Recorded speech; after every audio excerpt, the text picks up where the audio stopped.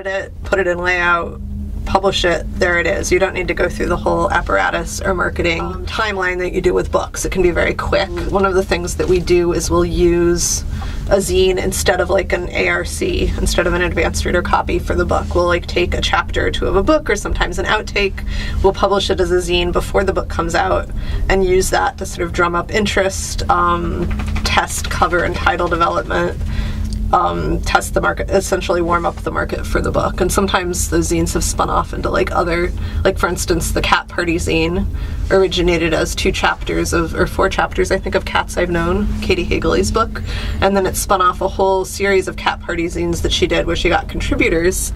And there were like 8 or 10 of them. And then she did a Cat Party book, which I think is selling even better than Cats I've Known.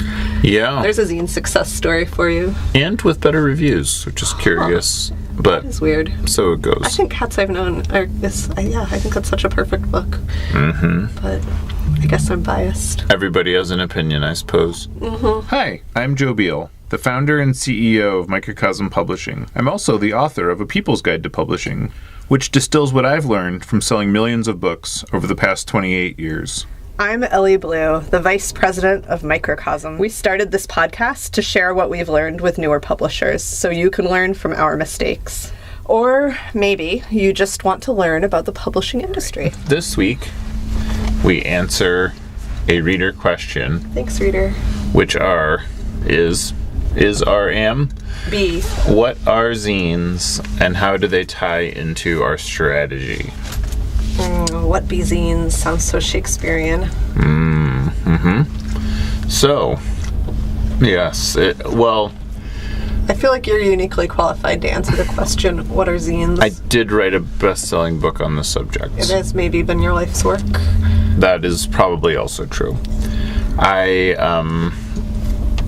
would say, and people get really triangulated around the root words here when the actual answer is that zines are like writing a love letter about something that you're passionate about to a friend, but also, things that like you're excited about and knowledgeable about, but like it's of your own interest literally above all else. Like that's why you're doing it. And which is why I think they have similarities to books, because, like every good book is only written because the author is actually interested in the subject to that degree.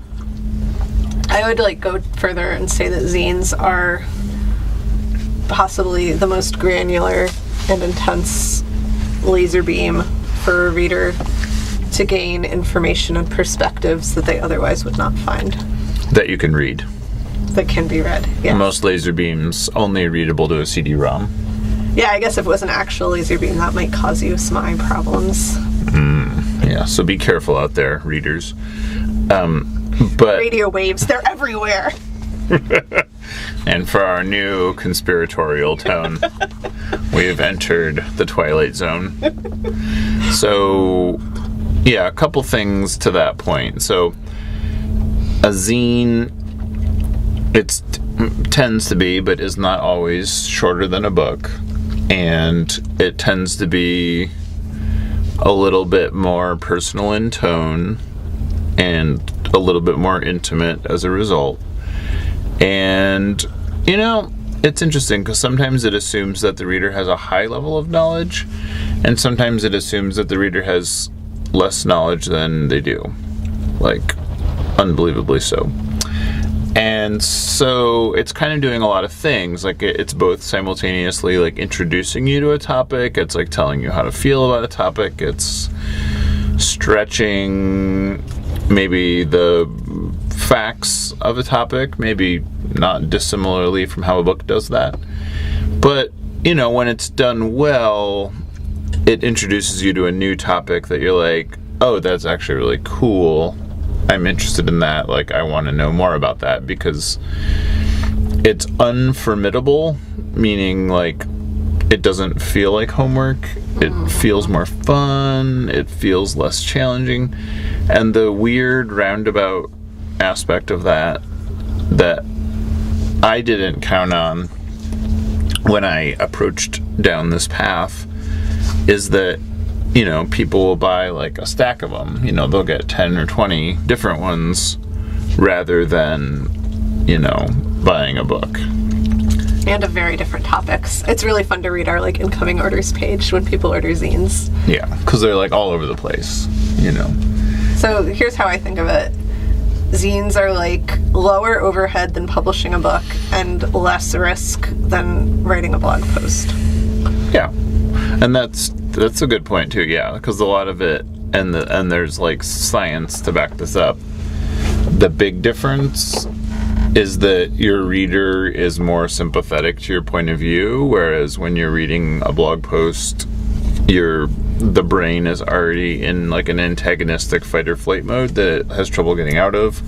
So it's trying to find anything to disagree with rather than finding things to agree with like it does when you're reading on paper. Or to just be like, oh, this is this person's perspective.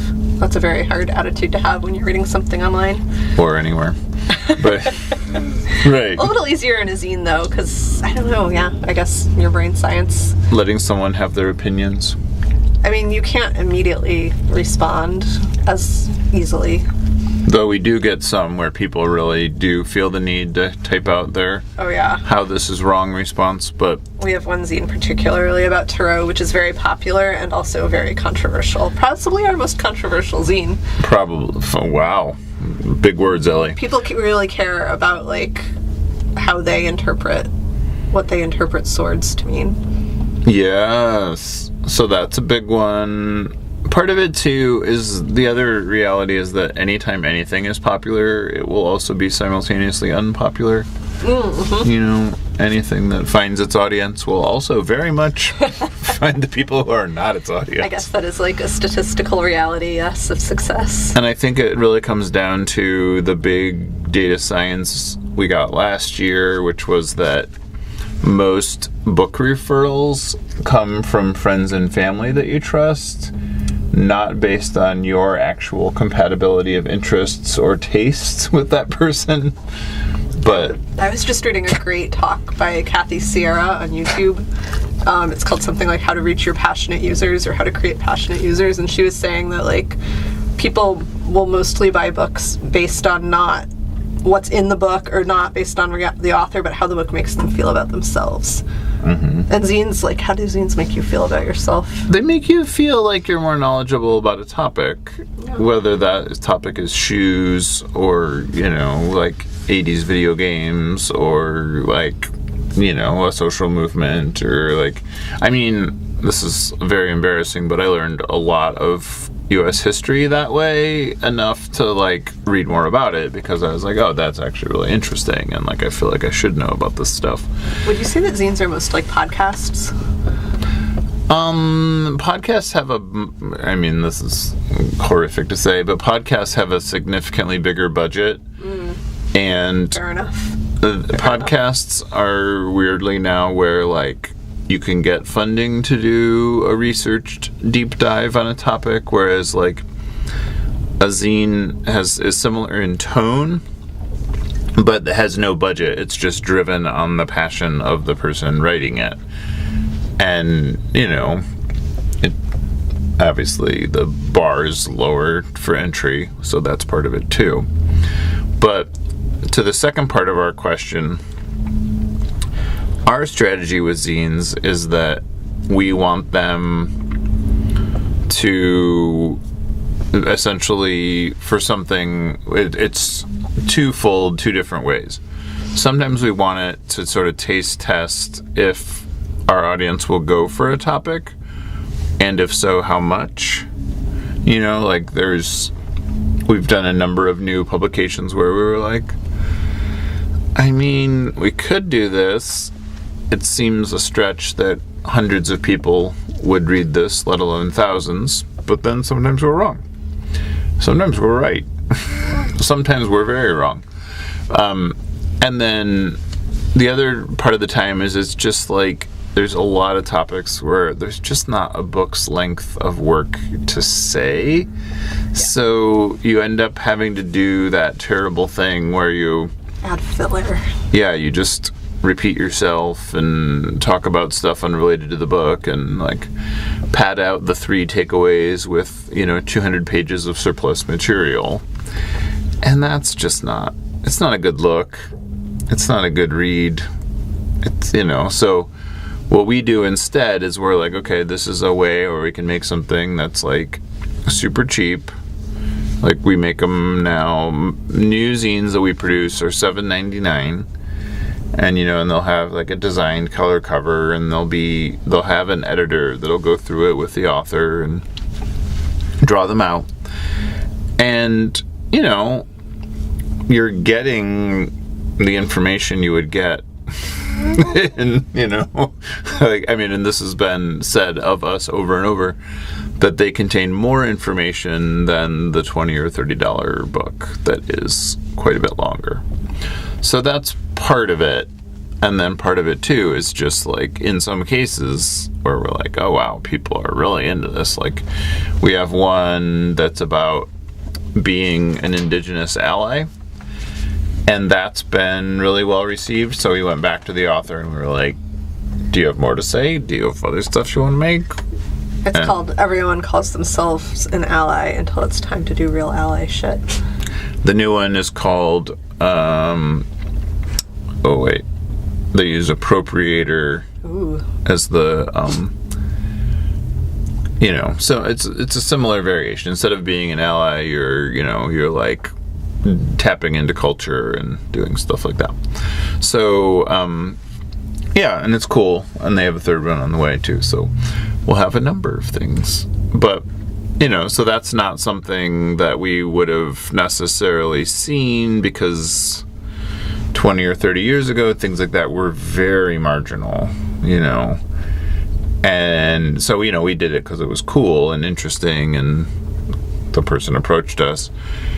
Whereas nowadays we would do it because we're like, oh, okay, it's cool, and people are very interested in it, and we have the data to back that up. You could publish books the same way, it's just like the stakes are a lot higher because you've sunk so much money into it, whereas the costs of entry are very low here. Yeah, like with a zine, you can start out printing like literally as few copies as you want. You photocopy them, so you can print 20 copies, give them away, see what people think, print 100 copies. Thanks for joining us once again.